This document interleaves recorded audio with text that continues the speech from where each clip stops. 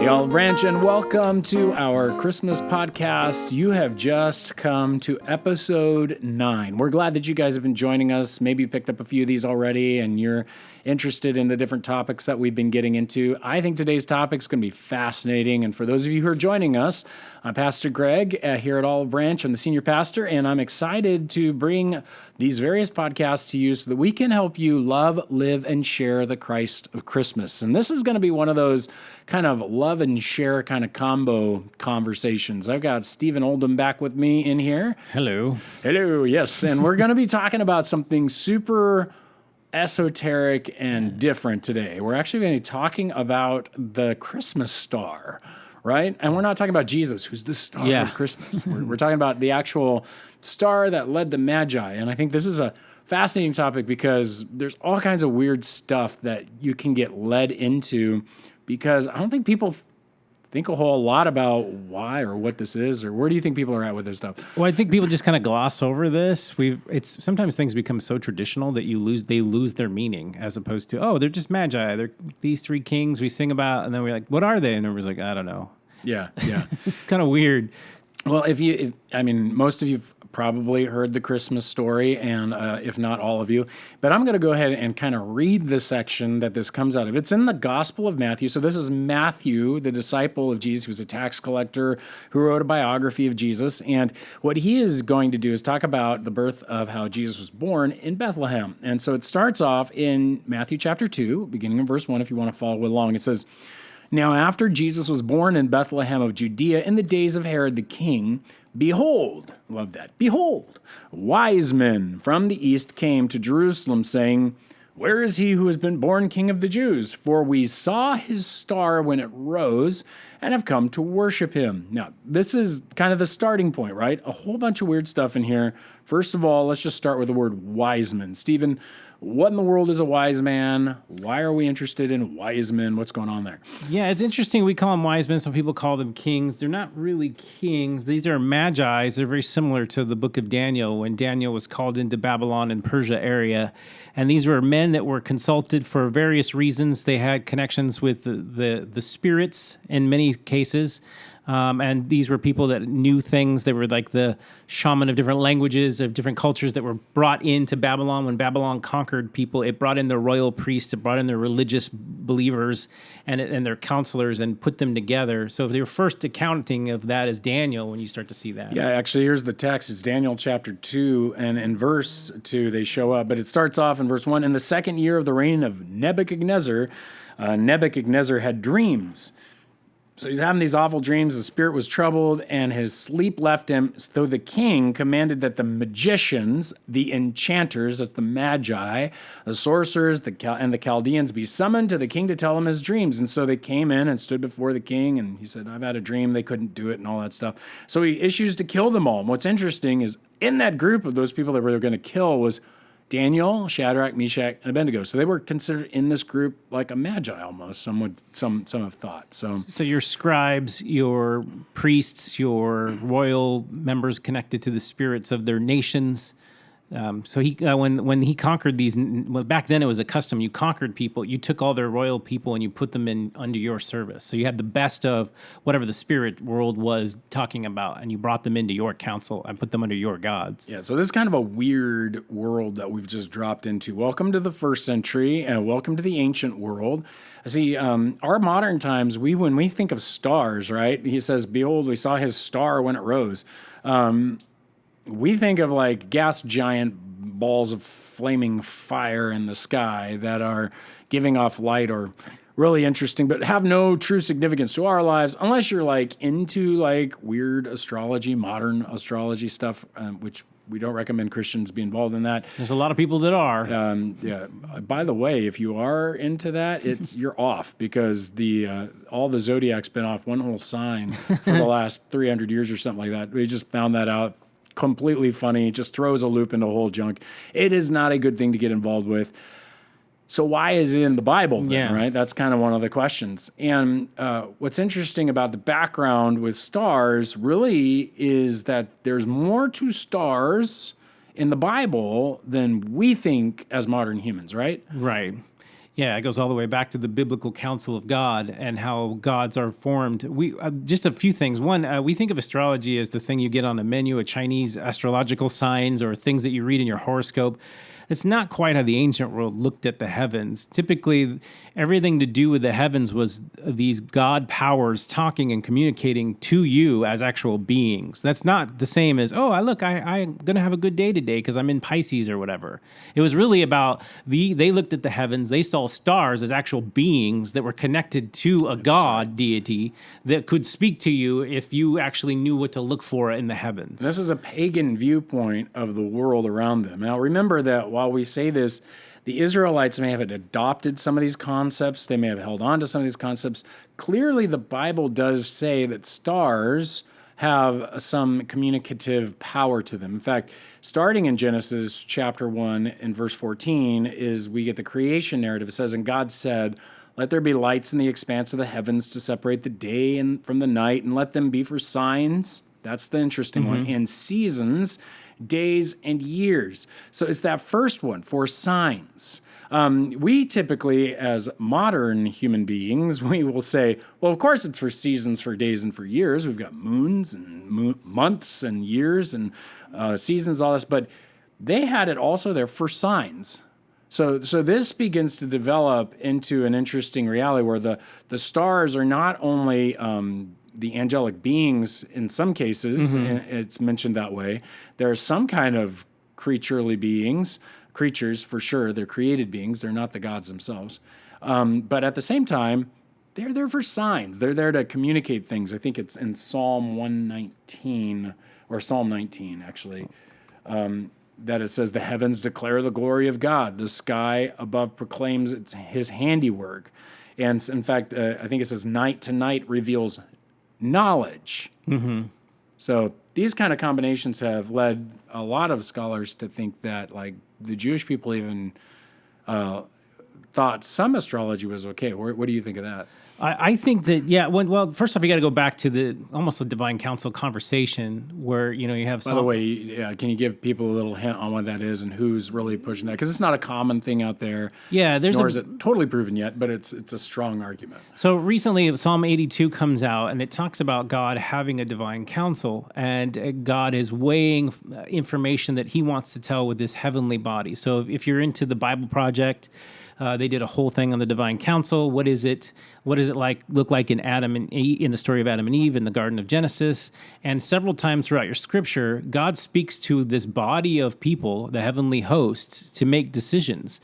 And so when those decisions come about, you hear some of these conversations in the Psalm. You hear them in Job. There's this weird council that comes together and has like a conversation about what God wants to do and how He wants to do it. And in that, you have actually an ancient cosmological view that's connected to that worldview. So, I mean, I can tease it out but I don't know, but that would take a long time. But I suggest two books. So, two sources. One's called The Unseen Realms by Michael Heiser. And this isn't a view that we never had in church. This is a view that has been around for a very long time about God's divine counsel. And the other one would be the Bible Project on YouTube that everybody loves. It talks about all the books. Go through their divine counsel series. It'll go through detail by detail. And it's linked to the stars in the fact that in the language of the Bible, oftentimes this divine counsel is referred to as some of these stars. Now, they're not really the physical stars. You would have had to explain a lot to ancient people what stars were, and you would have had to write an entire textbook about, astronomy. And God wasn't concerned necessarily with factualizing everything, but he used that imagery to make metaphors to talk about how spiritual things come about. And that's where you have your introduction into some of these things making their way into our modern understanding. I don't want people to check out thinking, oh my gosh, the ancient Christians, the ancient Jews were so dumb. They thought that these things were actually moving. Now, just stop for a minute, because everybody in the world doesn't think things move on their own. Like, I have to just argue with people who go, well, there are forces in the universe. I go, oh, really? Okay, so if you put your cell phone down in a room and you walk away and you come back into that same room and your cell phone has moved across the room, you don't posit a force of cell phone movement. You go, who moved my cell phone, right? And so when you see something moving on its own, you go, what's moving it? Who's moving it? And then the ancient world had no what's moving concepts. They had a who's moving concept. And so when they saw stars moving, they didn't ask what force is moving the stars. They asked, who is moving the stars? Yeah, and they also were much more closer to the Earth. So when they actually did follow moon cycles and suns and patterns, it actually helped them farm. It actually helped them produce. So their connection to the meaning and the necessity of this stuff is much stronger than ours. We've kind of removed ourselves from that. So if God made something to help me grow land, to help me cultivate crops, then what is these stars things? What do they do? What is their function? So when they look at things in nature, they look at them in terms of, why did God create this for me? Or why did a God create it for me? Or what is a God trying to do with this thing? Again, and so that's interesting because while the signs are there and we go like, oh, we need to, the stars give away signs. Well, here's an interesting one from Jeremiah. So Jeremiah is preaching when the Babylonians are going to be taking over the nation. And God says to tell Jeremiah, he says, thus says Yahweh, learn not the way of the nations. And you're like, okay, that means no astrology, right? Well, he says, nor be dismayed at the signs of the heavens, because the nations are dismayed at them. And what's weird is that he's actually saying, don't produce idols, but when you see a sign in the heavens, don't be freaked out by it like the nations are. I'm in control. And so, again, when we talk about this concept of astrology, we're not endorsing it. We're not saying go out there. But we're also indicating that in the Bible, the heavens and the stars were used to communicate at some level. They gave knowledge of the glory of God. And even some of the pagans began to really dive into this and turn it into astrology. Yeah, they turned it into, and also this goes into the worldview of the divine council. Some of these people made these other spirits, these spirit beings, they would associate them with these stars, but also they would associate them and worship them, which were not Yahweh and something that we were never supposed to do. Which is why we get weird names for our planets. Our planets, yeah, they're named after deities. So because that's classically what we called those things. And so you get Regulus, the king star, and things like this that are out there. So when we're looking at this, what I'm trying to make clear is that Matthew's not going beyond what a common author at the time period would be talking about. In fact, a lot of literature that has found its way into the Dead Sea Scrolls talks about stars and talks about astrology. And so, this is a serious Jewish sect that's collecting this information. So, again, we don't want to go so far out to say that, the Jewish people would never have gotten involved in these things. But this is different. You're talking magi. You're talking Babylonian stargazing diviners. And this is, again, what they say. They find their way in because they come in and say, where is he who has been born King of the Jews? Now, they have some special information here. We saw his star rise when it rose, and we've come to worship him. In fact, it goes, when Herod the king heard this, he was troubled in all Jerusalem with them and assembling with all the chief priests and scribes. They dug in and they found out that where the Christ was going to be born, and it's, O you, Bethlehem, in the land of Judah, are by no means least among the rulers of Judah, for from you shall come a ruler who will shepherd my people Israel. That's your Micah reference. Yeah, too. So Herod is like, okay, hey, you magi, come here. When did the star appear? Okay, so apparently it was a couple of years ago. Because he's going to kill children 2 years and under. And so he sent them to Bethlehem saying, go search diligently for the child. And when you found him, bring me word that I too may come and worship. And this is the weird part. Now it starts getting weird again. Yeah. After listening to the king, they went on their way, and behold, the star that they had seen when it rose went before them until it came to rest over the place where the child was. It's almost like that star's moving. It's like literally moving. And so when they saw the star, they rejoiced exceedingly with great joy.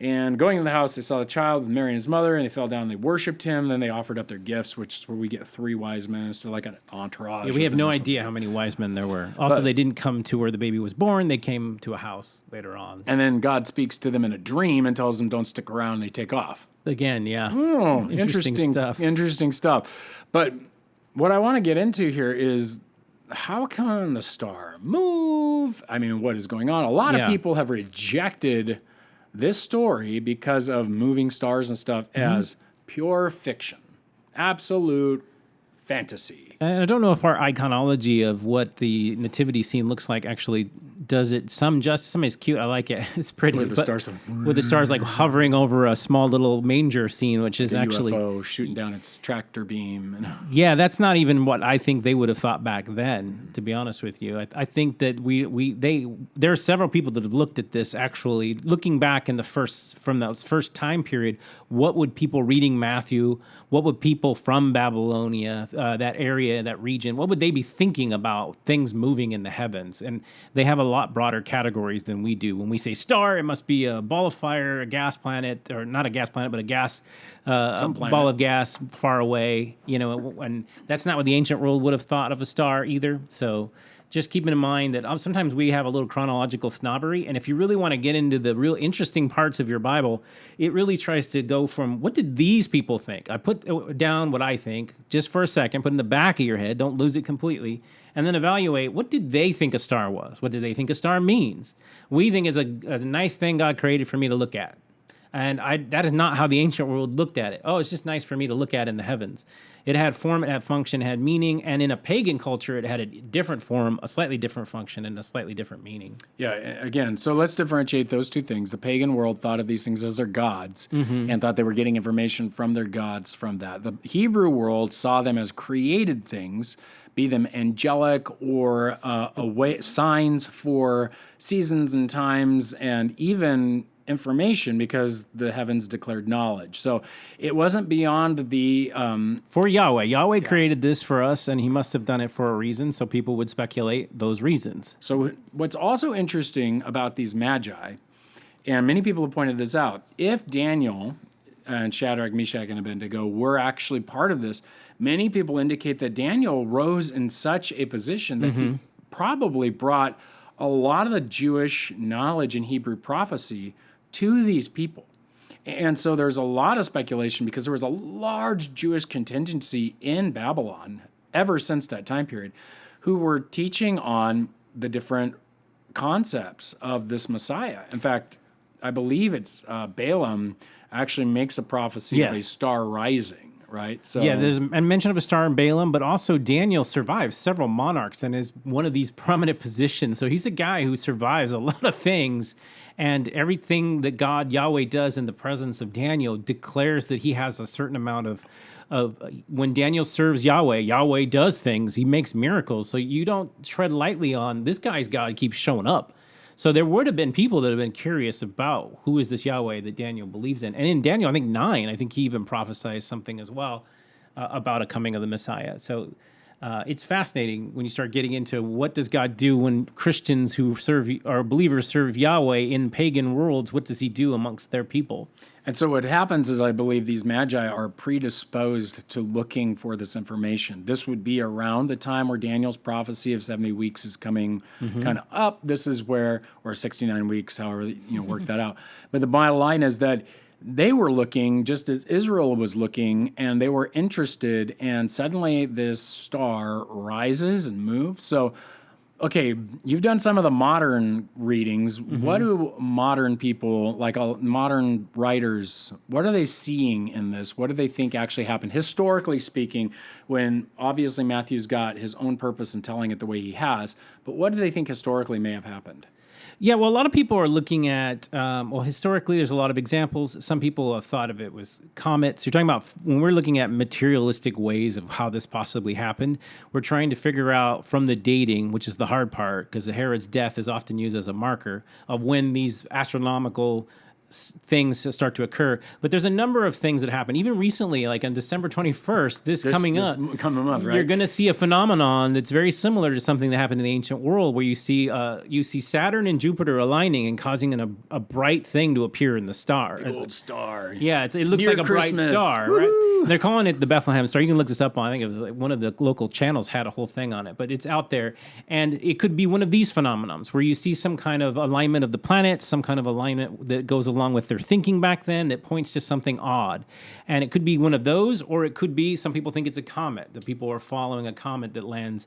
I don't know how you explain how it stops, but the idea is that it's hovering and maybe the sunlight goes out or stops. Or There's been I'll just give an example. There was a website I had examined years ago that speculated that it was in the realm of Regulus, which is a particular star up there. It's called the Regal Star. That Jupiter and the morning star, which is Venus, but Jesus would have been known as the morning star, or it's Yahweh's star, aligned in Regulus at that time to bring about the knowledge to these guys of, oh my goodness, this is indeed the one who's being born King of the Jews, because it's in this area under Leo, all this interesting stuff. And it was weird, but that's kind of how they would have thought. yeah, it wasn't that long ago that a lot of your planetariums would try to speculate. You would go to a planetarium during Christmas time, and what they would do is recreate the actual stars in the heavens to give you certain things that it could be. And they would show you the heavens above Jerusalem at the times that people have predicted when Christ was born.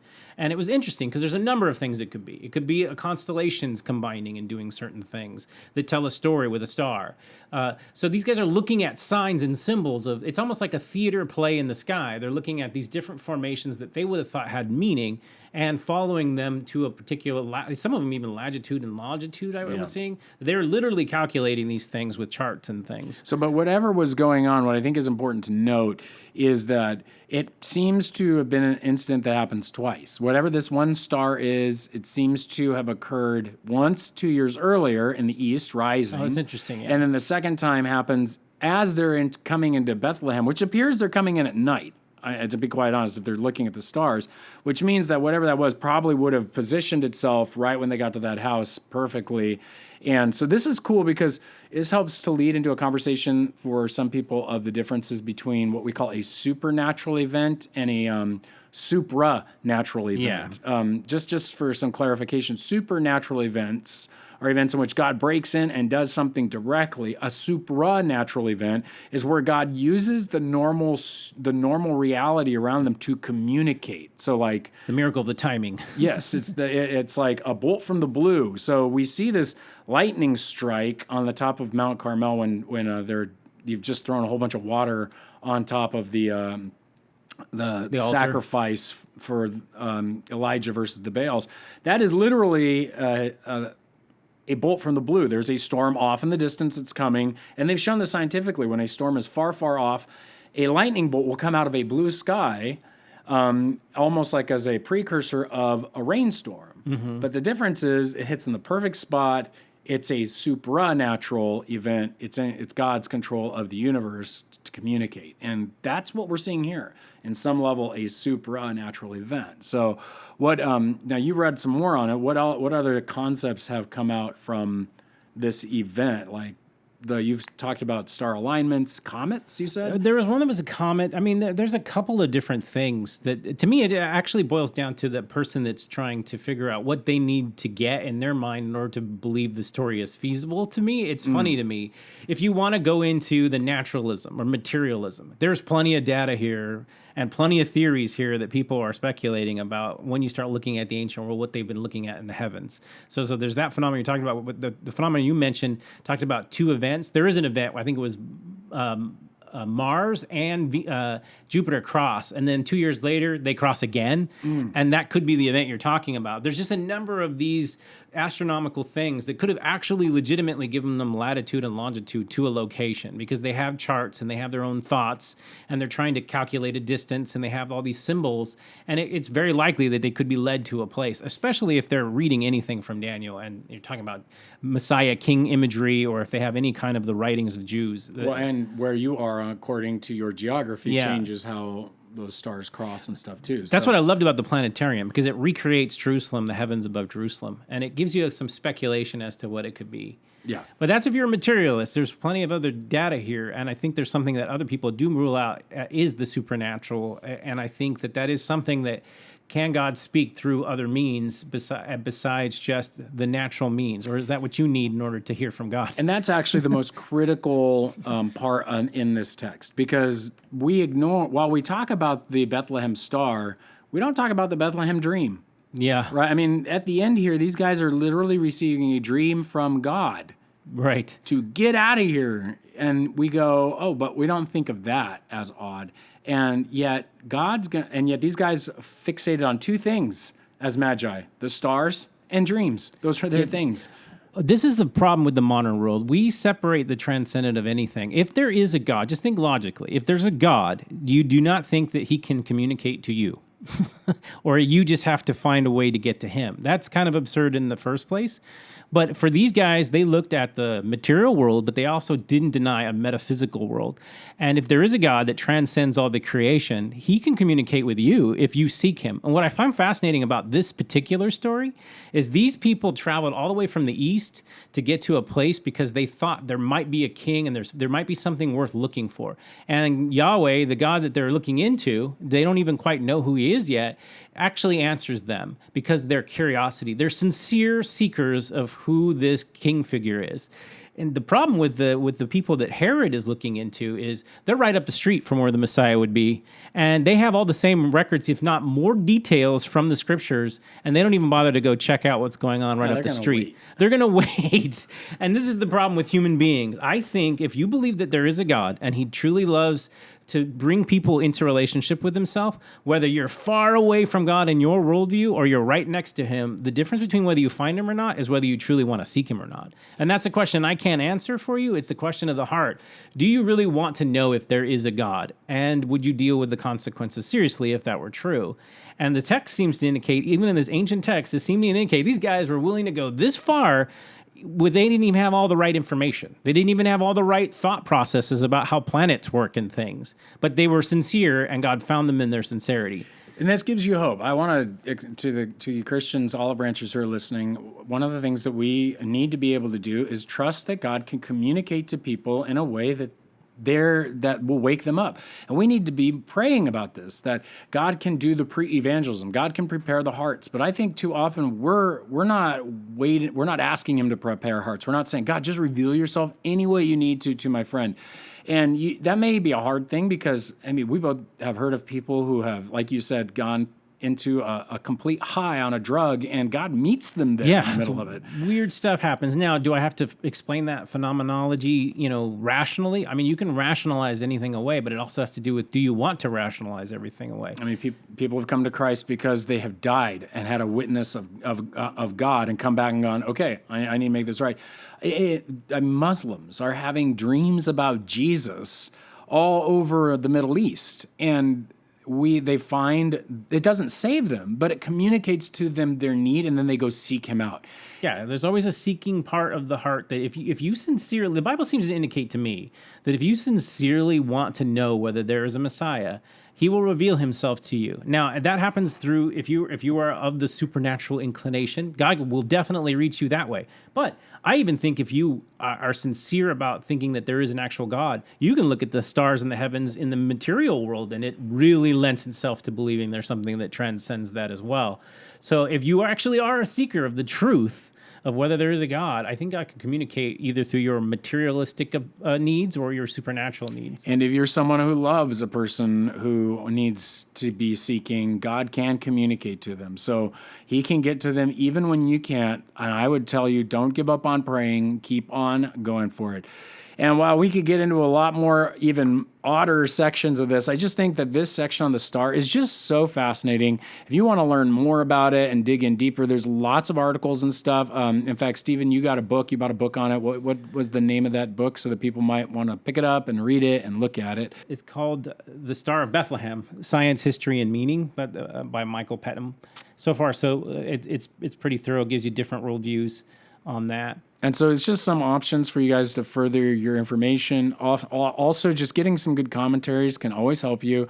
And so we just want to encourage you to dig in deeper, because we want you to love, live, and share that Christ of Christmas. And so when we talk about this, I think it should be an encouragement for you to be praying and connecting with people. Hey, Stephen, thanks for joining us, and thanks for doing some digging and examining this. So we have I got somebody to dialogue with about it. Otherwise, may God bless you guys, and we will talk to you tomorrow.